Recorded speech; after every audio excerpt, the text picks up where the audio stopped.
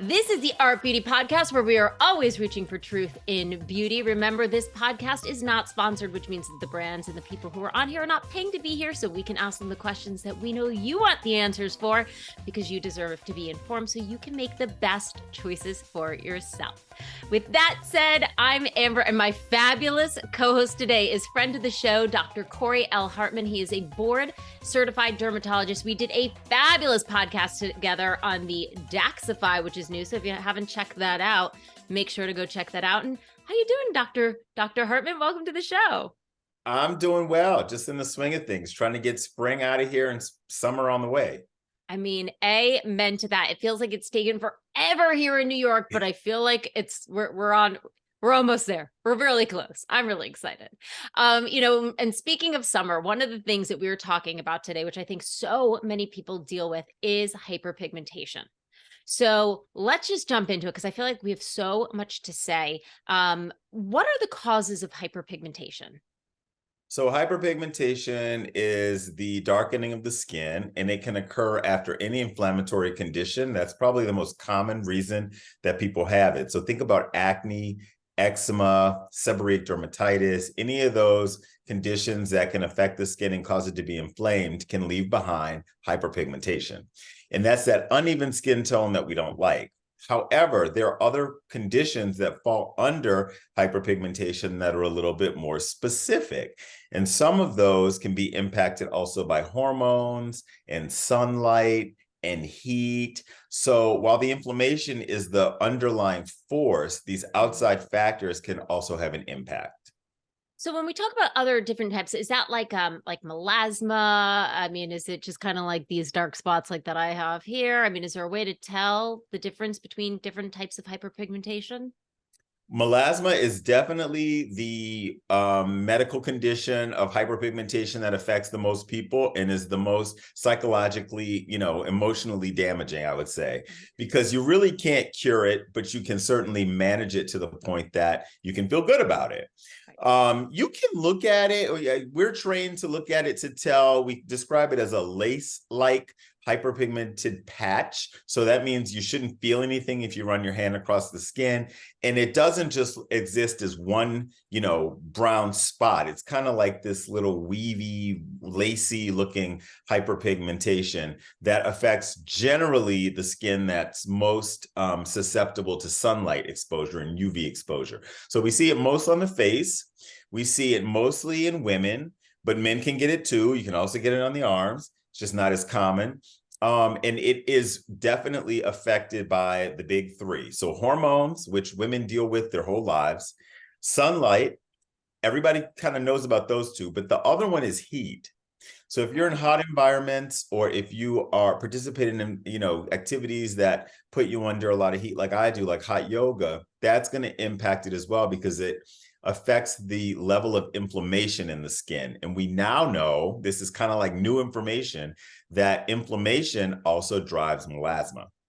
Wow. Okay. So just to be clear, when you were talking about the big three, that like the last thing we were talking about was specific to melasma. I mean, they also call that sort of the mask of pregnancy, right? And Absolutely. That's because women's hormones, like you mentioned, kind of go away. But I've heard it is tougher to treat than your, regular, quote unquote, hyperpigmentation that's maybe sun damage related, correct? For sure. Well, think about those three things. If you're not adequately protecting yourself from the sun with a good like mineral sunscreen, maybe even with iron oxides, like a tint, taking a supplement, or, controlling your hormones as best you can, those are factors that are just going to be present in our lives no matter what. So Right. even when you're doing your best and doing everything that you can, you have these constant triggers that can keep the melasma moving. So the first thing I tell patients when they come into the office for treatment of melasma is, I can help you get it better. If we do everything and you stop everything, it's going to come back. Right. That's kind of disheartening, but it puts you in the frame of reference to know that you'll have to do something to maintain it. The good news is that the maintenance is not nearly as onerous as the treatment.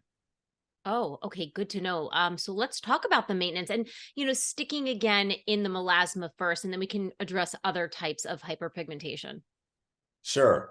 So there are many ways to control melasma. The first thing obviously is going to be good sun protection Right. and some sort of retinol, vitamin C. Those are things that are kind of like the basics of any good skincare regimen. And they're also going to form the fundamentals of a good regimen to control hyperpigmentation, specifically melasma.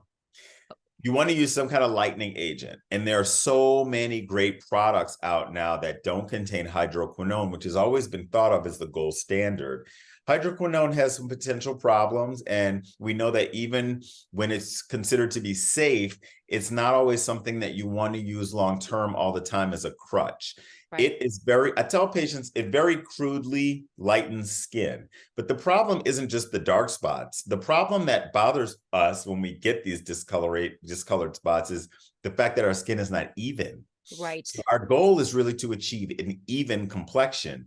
Hydroquinone can be a part of that, but thank God there are so many new products that are not only safer, but more effective at helping us to achieve a natural looking, even complexion.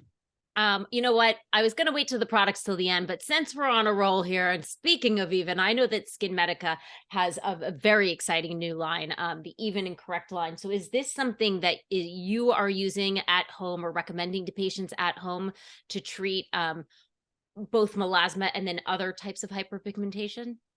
Using it at home personally, using it in the office every single day, seeing really good results with it.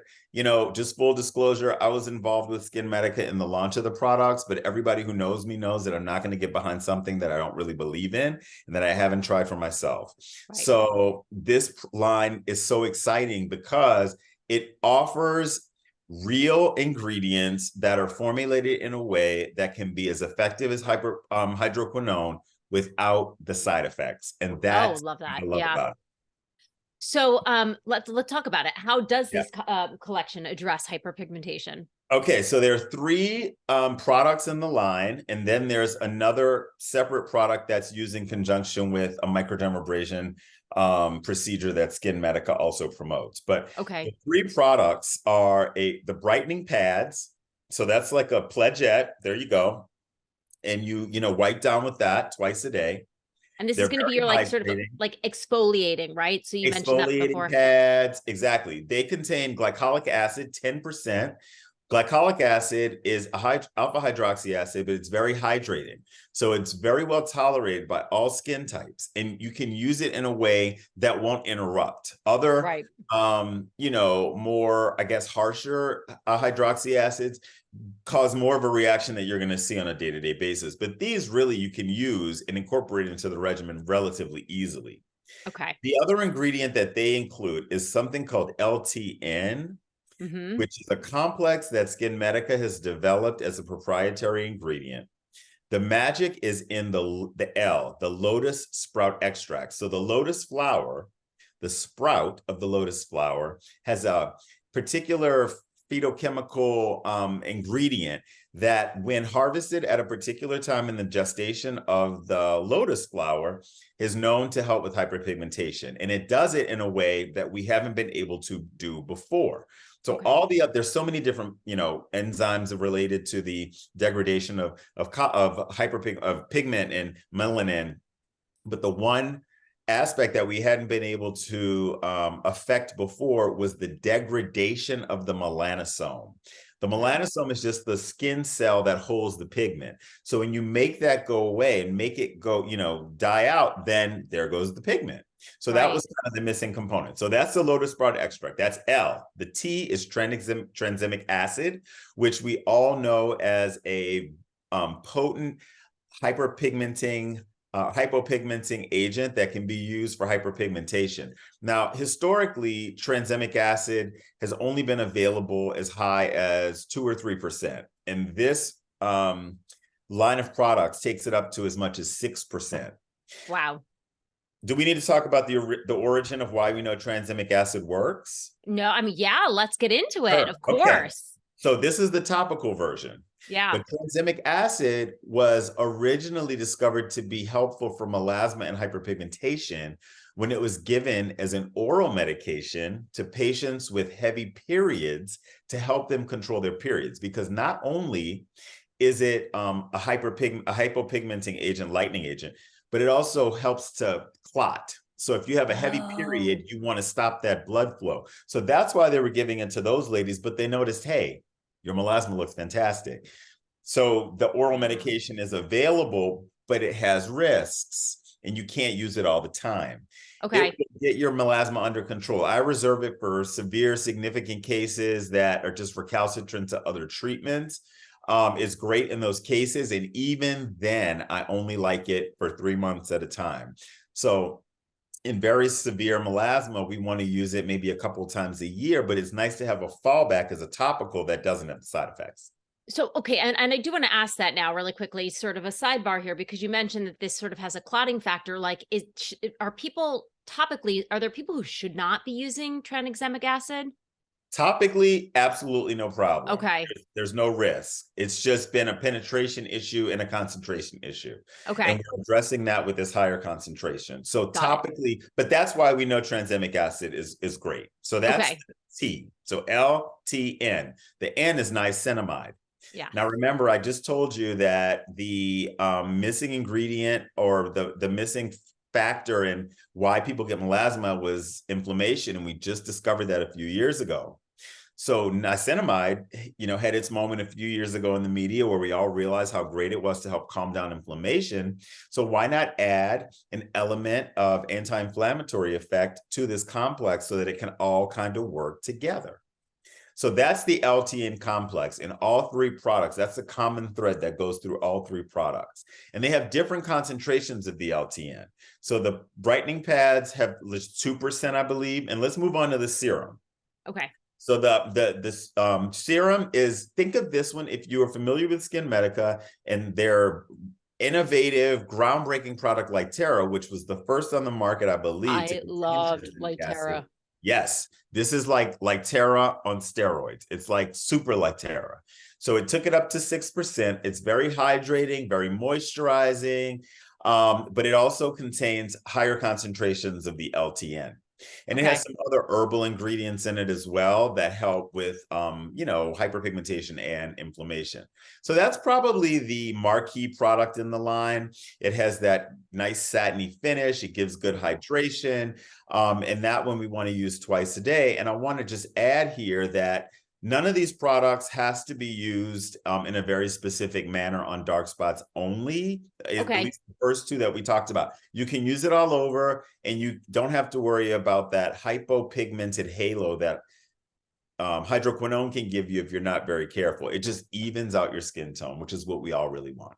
Before we get on to the third product, when we're using this, like, who is this right for? So is this really if you are suffering from severe or I feel like we all kind of want better looking skin. We all have some sort of damage or so this is for everybody can use this. Yeah, melasma, of course, we want to use it for that. But there are people who just have, what I call chronic photo damage, where they just have like these little brown spots. You kind of alluded to it. Exactly. They creep in on you before you know it. And they contribute to, a complexion that's not totally even. So it can help with all those lentigos and chronic photo damage and all that cumulative signs of sun that even if you're careful, you're going to probably experience to some degree. So is this like a collection that you're kind of recommending, like pretty much to every day? Then? Everyone. Every day. And your hyperpigmentation, if you have periorbital hyperpigmentation around the eyes, that's a huge problem. I do tons of work in that space every day. We use fillers, we use PRP, we use lasers, but a topical regimen is important. And that skin is not only sometimes more affected with the darkness, but it's also very sensitive. So you can't just use anything. And that's why I really love using these products, because they're easy to incorporate because they just don't cause any inflammation. And I guess, because you're already getting your, you've got the glycolic acid with the peel, you don't need to add a retinoid onto this, right? So is this kind of like your 2-step skincare system and you're good to go? Well, let's talk about the third one. Oh, and the third one. Yeah. Because the third one has a lower concentration of the LTN, but still high, but it also contains vitamin C, niacinamide, retinoic acid, And it has one other, the LTN complex. So it kind of Okay. has all the things that we have always thought about as being good for hyperpigmentation, packaged in one stable, product that packs a powerful punch without any inflammation.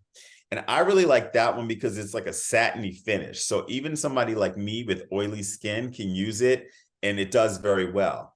But this You is just to be meant to like on the dark spot itself. Exactly. That one's meant Right. to be more on, and I say in the area of the dark spot. You don't have to be as specific as you have to be with hydroquinone. If you, get it outside of that area, it's not going to cause an unnatural appearance. It'll kind of lighten everything to the same degree because nothing is too high concentration in there. That's gorgeous, by the way. That It is, really is. right? It's like such a beautiful, like you nailed it, like a matte satin finish. You have made reference a number of times. Oh, well, Siri is jumping in here. Excuse me. You've made a number of references to yourself using it, and I'd like to take a moment to really address different skin tones, skin types, because I know that in the past, like hyperpigmentation can affect races very differently. Correct? Absolutely. Yeah. Yeah, it's really funny. There have been studies that show that people are more bothered by an uneven skin tone than they are even by wrinkles. Yeah. And what drives a lot of patients to seek treatment for their acne or their eczema, despite the inflammation and discomfort that it can bring to them, is the fact that their skin is not even. I Right. can't tell you how many times I've had to convince a patient that their dark spots, yes, we can help you treat those, but we really need to get the inflammation under control. So let's get these breakouts under control, Yeah. because otherwise you're just always feeding the hyperpigmentation, and then you're not really getting to the root of the problem. So that has always been a top concern that drives melanated people in to see the dermatologist.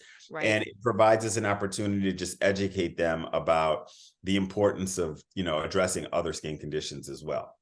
I love that. And we did a fabulous podcast. If you didn't check this out, on 4 common skin concerns with BIPOC women. So if you are listening, and men, if you are interested in that, I suggest you go check that out. I have so my mother's Korean. I know I don't really look it, but I deal with Asian skin, and Asian skin is really tricky when it comes to hyperpigmentation as well. But so, circling back on this, you would say that this is good for all skin types, tones, Everybody can use ethnicities. Everybody can use it. I think you're going to find your rhythm in it. Right. Like I did with oily skin, I tend to like the dark spot cream, and I may use that a little more liberally because I like the finish and I like the way it plays with my particular, skin type. So I have all three, but I tend to use the dark spot cream and the brightening pads more regularly than I pull out the serum, just personally. So how do they play with other products, right? Because I know a lot of the people who are listening, I work with New Beauty, so my bathroom is like a Sephora essentially, but how do they play with other products, and is there anything we should not be using with this? They really play well with a lot of things. I use more than this. I'll just say that. Right.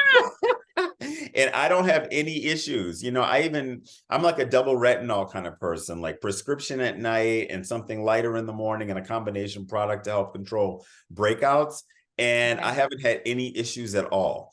Because I'm a little oilier, I tend to keep some of the heavier duty stuff at night so that I'm not walking out looking too shiny. But with that matte finish in the dark spot cream, it gives me exactly what I need before I put my sunscreen on. So I haven't had any issues. The products don't pill. Right. I don't wear makeup, but I haven't heard from any of my patients that I've recommended it to that they've had any issues applying it and then applying their makeup on top. So No, it's beautiful. I mean, especially that spot treatment, like you said, it does have that super satiny texture. I just want to state this for everybody who's watching. I mean, I think it's a pretty much of a given, but if you are using these products, if you're suffering from any type of hyperpigmentation, and actually, no, everybody, I'm going to make this blanket statement, you should be wearing SPF every day, correct? 1,000%. I mean, But they're so yeah. elegant now. There's so many options. I know that in the past they weren't all the best for all people, but there's so many options now. You can find one that works for you. I tell Do you have people a it's a favorite? very personal decision. So I get it It if you is. have to play around with them because any little thing can throw it off. The smell, the way that it goes with your makeup, all these things. So you have to really, really love it. But once you find that one, just commit. Is there one that you love that you can share with us? Okay, so I'm gonna be honest with you. The one that I've been wearing since last year when we went to London is a European filter that's not available in America. It's a La What a bummer. Roche-Posay. I know it's the oil sheen, like oil shine control. But if I have to choose a mineral sunscreen, there are so many good options. There's the Isden Aerofitona Actinica, which I love. It's great for people who hate sunscreen. The Supergoop Mineral, I'm a mineral kind of guy. Yeah. That mineral one is fantastic. And I'm going to let y'all know a little secret. This is about to launch right now. I had an advanced, sample of it. Color Science, they have a new product called No Show. It shows nothing and protects from everything is the tagline. And I think that's just brilliant because it goes on, totally disappears, and it keeps you covered. So look for that one. That one's coming out like right now. I love that. I haven't tried the Isden. I will be going to Europe and I will be looking for that La Roche-Posay. It's such a bummer. They get all their stuff there that we don't get. I And a know. lot of the time it's because, from what I've heard, I'm not the expert here, but from what I've heard, it's because getting that SPF rating in the United States is so tough. So a Let me lot tell of you. products, I talked to a brand, which I can't mention, who was like, actually, it's the exact same formulation. We just can't list that it has the SPF in it here in the US. We can in It's a Europe. mess. We can't here. But they were like, the formula that we sell here does have the SPF in it. We're just not allowed to say it. So I listen, I food for believe thought. you. The whole FDA like sunscreen thing is in such a shambles right now. I think they're trying to get it together because we want to be able to like believe what we hear. Yeah. And I do appreciate them for being cautious about certain ingredients, but there's not a lot of science always to back up the fact that some of them can be harmful or dangerous. And I Yeah. think we're just always 15 years behind. I got to say too, I'm loving Tizo. Oh, I have them Tizo's on Amazon. great. I'm I always forget obsessed. about Tizo. I'm glad you Oh, brought it up. I know so that good. comes around. They don't like send me stuff to keep it on mind, but that one is awesome. I'm going to make a call for you right I after would this. appreciate that. I will. I'm going to do that right after this because I was on with my girl Amanda and I actually just saw her yesterday. Tizo. I love it. Great formulations. And then, of course, SkinMedica has great formulations. I do want to ask you this because we are talking about the SkinMedica product, and I'm a huge fan of SkinMedica. Maybe my thinking is wrong, but in terms of active products that deliver results, do you feel like SkinMedica is owned by Allergan? Allergan is a medical company.